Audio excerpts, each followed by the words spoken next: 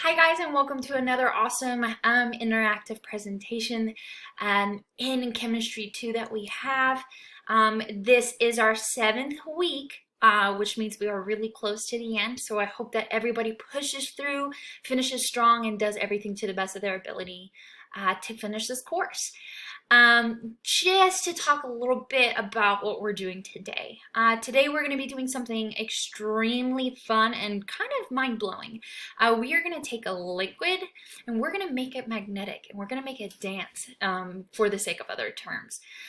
So what's really cool is that when an iron-packed substance is within something, okay, it really has a dual personality. And what we mean by that is 1 second it will be a liquid, but then the next, when something changes, it will become a solid. And this can be done at home, and that's what we're kind of doing today. So let's talk a little bit about ferrofluid. As we know, this is not something commonly seen, but ferrofluid is actually a special type of liquid that has tiny magnetic particles that float around inside it.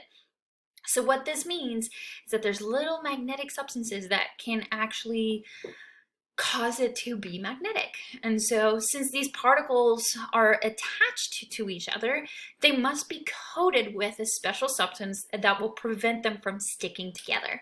So that is how this experiment, the ferrofluid that we're talking about, will actually remain a liquid. Okay, so what makes ferrofluid so special?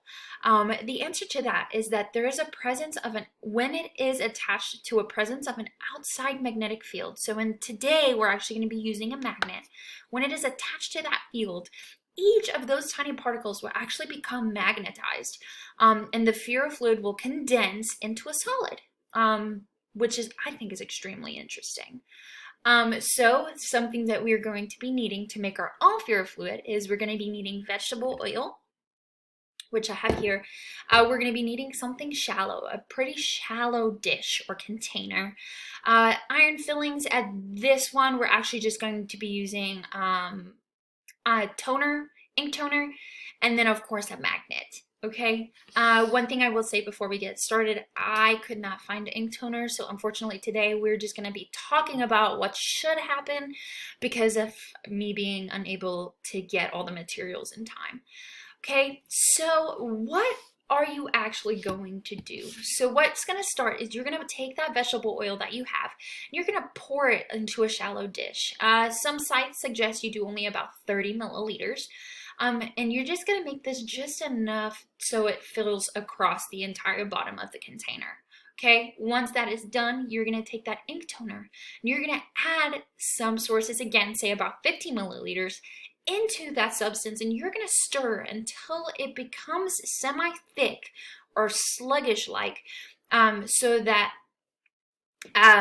yeah, so basically that's how you make ferrofluid. It's going to be not super thin. You want it to kind of have a texture to it. Okay, then when you are done, you're going to attach that magnet to the bottom of the dish containing that ferrofluid, and what you should see is that wherever the magnet goes, that ferrofluid will actually solidify and will take a shape of a magnetic field that is in it. In most cases, ferrofluid will actually turn into a cone-like shape, and that is basically that magnetic field that is acting on it.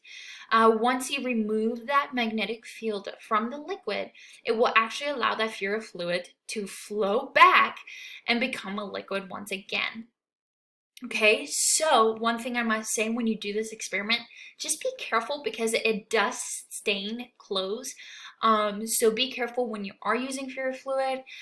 Do not pour it down the drain because it could lead to a clogged pipe. So when you dispose of it, just be sure you do it properly. And just some things about ferrofluid, you do not see it commonly in your civilian world, but it actually has great value to it. It is often used within the engineering field. Ferrofluid is also used in military missions and departments because it is extremely helpful in coding aircrafts.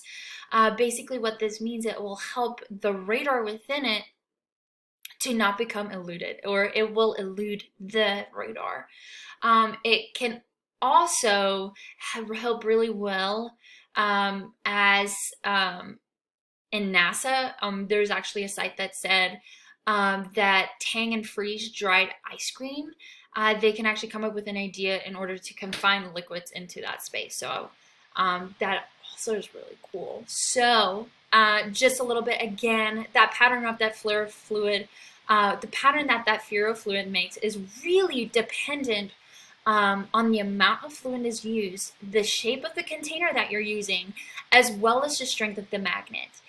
In past labs, I have tried this experiment, and I must say that the strength of your magnet has a lot to do with how that ferrofluid will react, as well as the thickness of the container that you're using. If you use a plastic petri dish, I have just learned that that one is the best one to use because it allows the fluid to just bounce better. Other than that, the experiment is extremely fun. Unfortunately, I'm unable to perform it because of the lack of materials, but it is really cool how you can turn a liquid into a solid by using the magnetic field. I hope you guys have a great day and best of luck on the rest of this course.